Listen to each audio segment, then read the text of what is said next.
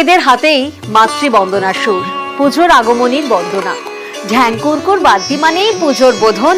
বাঁকুড়ার পাত্রসায়রে এখন ঢাকের মহড়া চলছে, পুজো পাড়ির প্রস্তুতি।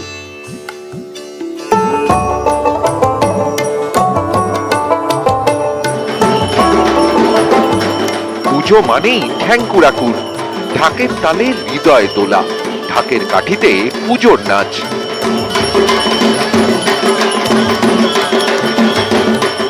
পুজোর 5টা দিন, তার জন্যই বছর ভর অপেক্ষা, বুকের মধ্যে ঢ্যাংকুরকুর।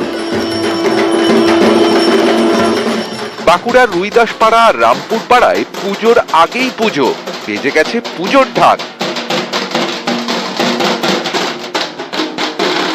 রুইদাস আর রামপুর দুই পাড়াই এলাকায় ঢাকি পাড়া নামেই পরিচিত। পুজোর মাসখানেক আগেই শুরু হয়ে যায় ঢাক সাজানোর পালা, মায়ের কৃপায় লক্ষ্মী লাভের প্রতীক্ষা।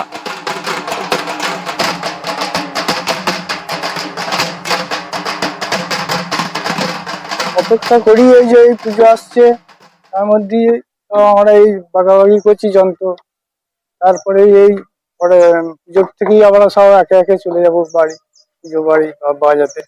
এখন এই যে রামপুর গ্রাম পরিবার আছে প্রায় 20-25টা, মানে সবাইকারই হ্যাঁ সবাইকারই ঢাক, ছেলে পুলে নিয়ে সব যায় বাইরে ঢাক বাজাতে। মানে অপেক্ষা করছে। অপেক্ষা করছি, তারপরে প্রস্তুতি নিচ্ছি।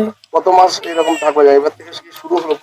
এই পুজোর থেকে শুরু হবে, এবারে ওই সেই কার্তিক মাস পর্যন্ত, কালী পুজো পর্যন্ত, কালী পুজো সরস্বতী পুজো সারা বছর সারা বছর তারপরে বসে থাকা হয়।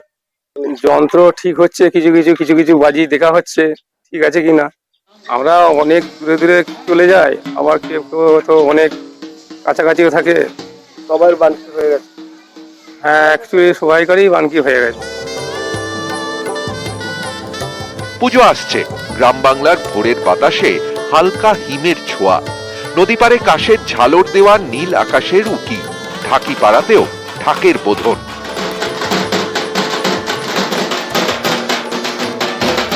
দুর্গাপুজোর সঙ্গে ঢাকিদের একটা নিবিড় যোগ রয়েছে, যে কারণেই শেষবারের মতো ঝালিয়ে নিচ্ছেন তাদের বাদ্যযন্ত্র। এরপরেই সমস্ত কিছু নিয়ে বেরিয়ে পড়তে হবে মণ্ডপে মণ্ডপে।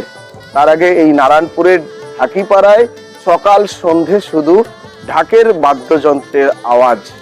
এইভাবেই চলছে ঢাকিপাড়ার প্রস্তুতি। নারায়ণপুর থেকে দেবব্রত মণ্ডল, নিউজ 18 বাংলা।